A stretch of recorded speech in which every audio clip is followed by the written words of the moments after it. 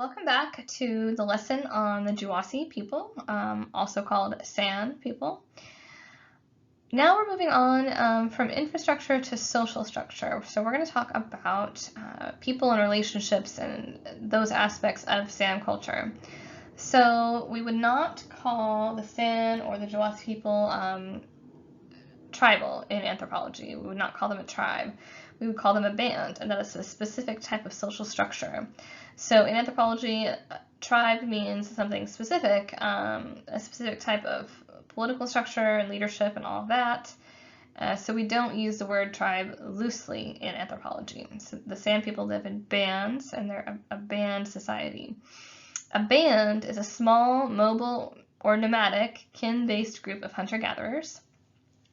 A band, or the band, is the oldest and simplest social structure as compared to other types of social structures, such as tribes, chiefdoms, and states. A band often has 25 to 60 members, sometimes larger, maybe up to 100. And their society is based on cooperation and sharing. Leadership is informal, and the leader has no official power.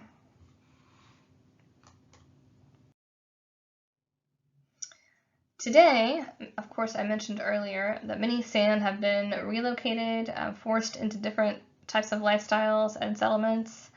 So they've been forced into settled life, and they have new boundaries and fences where they wouldn't have had them before. In many cases, this has been to reserve land for quote-unquote exotic animals, which would have been animals that the Juwasi survived on previously. Now over 300 people will be crowded into close quarters, and this causes hunger and disease and social issues. You may see examples of this in the assigned video for this week, so keep an eye out for that. The traditional domestic unit includes grandparents, parents.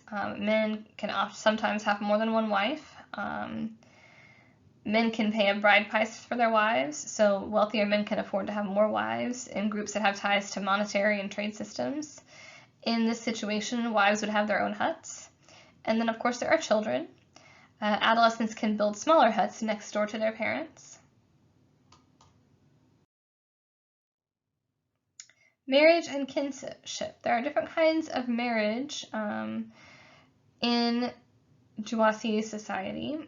Arranged marriages often happen. Children will be promised to each other at a young age, and then married later, of course, when they reach the more appropriate age. But these marriages often end, and there's a high divorce rate. Later on, it's common to make love matches later in life, regardless of whether there are children or not. Kinship in the Juwasi society is bilateral, meaning that people weigh the relationships with the mother's and father's sides equally. So what often will happen is that people will be living, of course, kind of closely together because they're traveling together in a band of not many people. If there's feuding within the band, this can lead to visiting, where families travel to spend time with another band. And families can always switch bands, so it's a little bit flexible. Now I'm briefly going to talk about some of the Juwasi belief practices. They believe in gangwasi, or ancestral ghosts. These ancestral ghosts cause illness and misfortune. They want to be reunited with loved ones in death. They judge right and wrong, and the illness brought by gangwasi can be healed with noom, a special healing energy. So this healing energy, this noom, of course, can help people heal. This is often done through a process called the kia, a healing dance. And this dance will work to unify the community.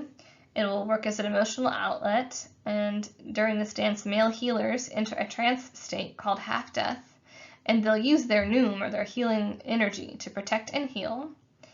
Female healers have healing powers too. This is called gwa. And finally, here is a picture of these men going around in a circle performing this noom kia, or this kind of healing power, healing dance.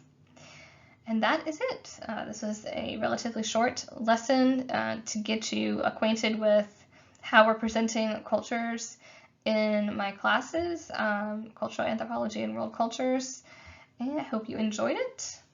This is the end of the Juwasi San culture lesson. Thank you for listening.